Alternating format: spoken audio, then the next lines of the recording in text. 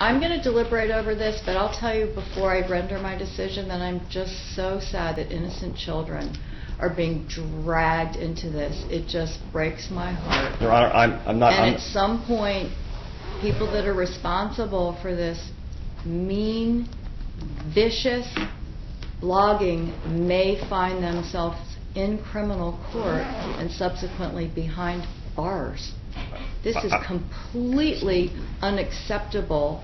I agree, Your Honor. Child abuse of sorts. And we all know that mean blogging and bullying can result in terrible, terrible consequences for children when they are subjected to this type of bullying, which is brutal. When it's conveyed among their friends, and it's really something that no child should have to tolerate. So that being said, I'm going to deliberate over the evidence. Thank you. I stand behind my remarks that I made earlier about how it's breaking my heart that these innocent children are being victimized by rants and hate mail over the internet that have to do with their father, that have to do with things that happened a long time ago, things that he was sentenced and he served his sentence out, as far as I know. It's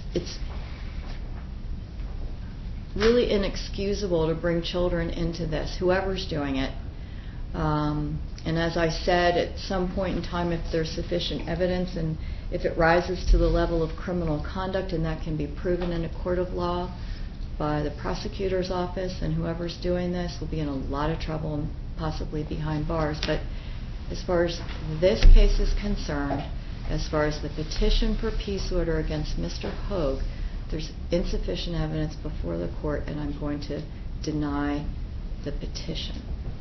So I think you're a brave little girl, Kelsey, and I think you did a fantastic job, but the court has to follow standards of proof. So hope you explain my explanation, and I don't know what to tell you to do with respect to these blogs. It is just so hateful and so ugly, and I am so sorry that you're suffering the way you are. I appreciate the amount of suffering that you are going through.